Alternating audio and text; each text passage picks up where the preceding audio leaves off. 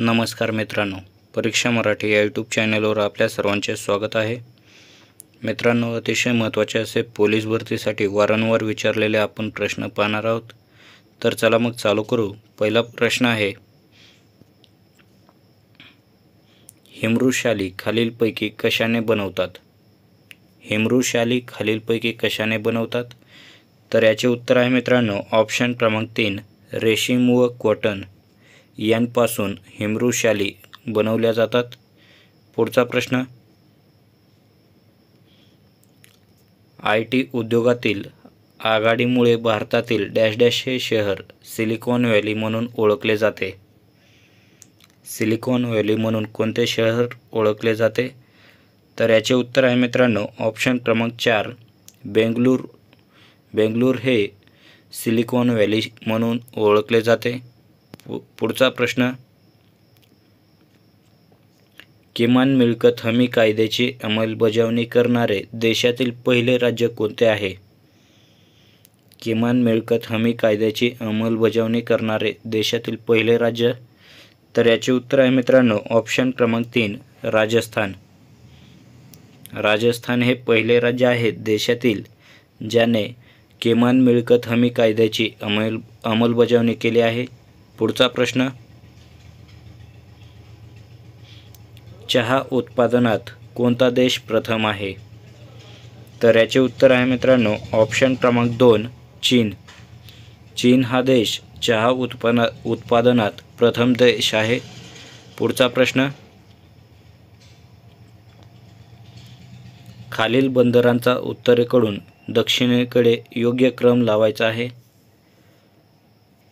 खालील बंदरांचा उत्तरेकडून दक्षिणेकडे योग्य क्रम लावायचा आहे। तर याचे उत्तर आहे मित्रांनो ऑप्शन क्रमांक 2 उत्तरेकडून दक्षिणेकडे पाराद्वीप, विशाखापट्टणम, चेन्नई, तुतीकोरीन असा बंदरांचा क्रम आहे। पाराद्वीप, विशाखापट्टणम, चेन्नई, तुतीकोरीन। पुढचा प्रश्न, खालीलपैकी कोणते ठिकाणी जहाज तोडण्याचे कार्य सर्वात जास्त केले जाते? तर याचे उत्तर आहे मित्रांनो ऑप्शन क्रमांक 2 अलंग। अलंग या ठिकाणी जहाज तोडण्याचे कार्य सर्वात जास्त केले जाते। पुढचा प्रश्न, सुती कापड उद्योगासाठी कोणत्या प्रकारचे हवामान पूरक असते?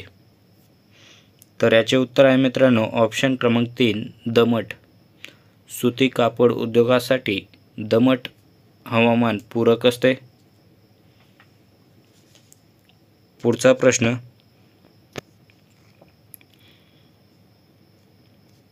खालीलपैकी कोणते ठिकाण तेल शुद्धीकरण कारखान्यासाठी प्रसिद्ध नाही? तर याचे उत्तर आहे मित्रांनो ऑप्शन क्रमांक 1 सिंद्री हे ठिकाण तेल शुद्धीकरण कारखान्यासाठी प्रसिद्ध नाही। पुढचा प्रश्न,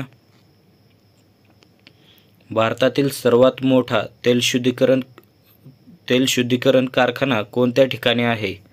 तर याचे उत्तर आहे मित्रांनो ऑप्शन क्रमांक 3 जामनगरमध्ये भारतातील सर्वात मोठा तेल शुद्धीकरण कारखाना आहे।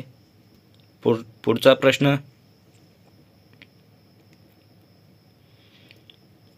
कोणता मासा मत्स्य शेतीसाठी उपयोगी आहे? खालीलपैकी कोणता मासा मत्स्य शेतीसाठी उपयोगी आहे? तर याचे उत्तर आहे मित्रांनो ऑप्शन क्रमांक 4 रोहू मासा शेतीसाठी उपयोगी मासा आहे। पुढचा प्रश्न आहे, भारतातील सर्वात जुना तेल शुद्धीकरण कारखाना कोठे आहे? ऑप्शन दिलेले आहेत दिग्बोई, कोचीन, मदुरा, गुवाहाटी। या प्रश्नाचे उत्तर मित्रांनो कमेंट बॉक्समध्ये सांगा। भारतातील सर्वात जुना तेल शुद्धीकरण कारखाना कोठे आहे? ऑप्शन दिलेले आहेत दिग्बोई, कोचीन, मदुरा, गुवाहाटी।